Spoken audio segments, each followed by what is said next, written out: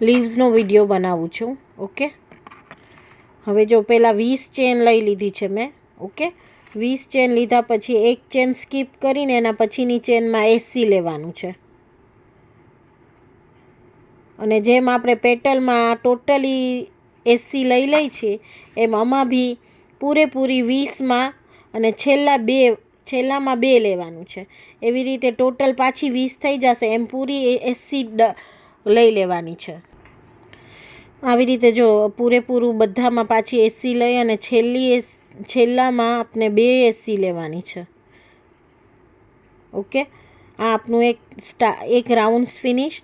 હવે આપણે એને સામેની સાઈડ 2 80 લેવાના છે. 1 ને 2, 2 80. હવે HDC 2, 1 અને 2 ને પછી 8 DC લેવાના છે.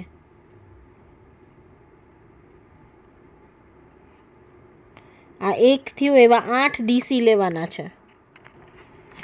8 DC લીધા પછી પાછા 3 HDC લેવાના છે.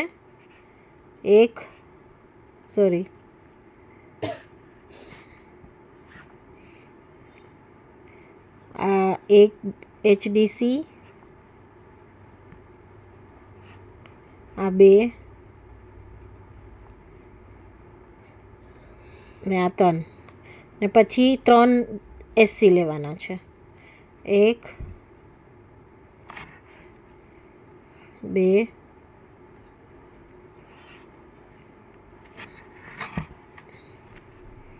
ને 3. હવે એને આ બાજુનું ટર્ન કરી ને જેમ અહીંયા 3 SC ને 3 HDC છે એમ આમાં બી સેમ 3 SC ને 3 HDC છે. 1 2 3 ને 3 HDC. 1 2 3. હવે આપણે જેમ અહીંયા DC 8 લીધા તો અહીંયા 9 લેવાના છે.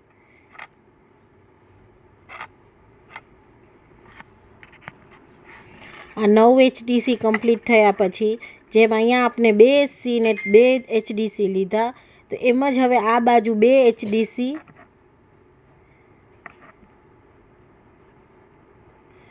ને 2 SC લેવાનું છે. એટલું થઈ ગયા પછી આપણે વાયર જોઈન્ટ કરવાના છે.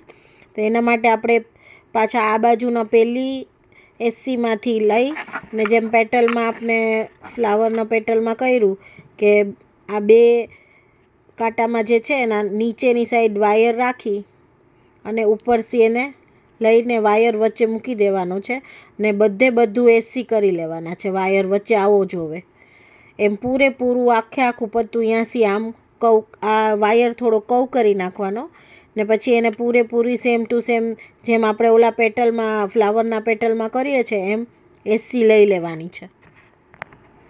હજી એક મિનિટ આમ કહેવાનું હતું કે આપણે એક સાઈડ આખું SC લીધા પછી જ્યારે મિડલમાં આવીએ છીએ ને જ્યારે આ કવ થઈ જાય ને મિડલનું જે આપનું આ SC આવે ને એમાં 2 SC નાખવાના છે એકમાં જ ઇન્ક્રીઝ જેમ ને પછી પાછું એને ટર્ન મારીને પાછા સિંગલ ટુ સિંગલ ઠેઠ સુધી જવા દેવાનું છે. ઓકે,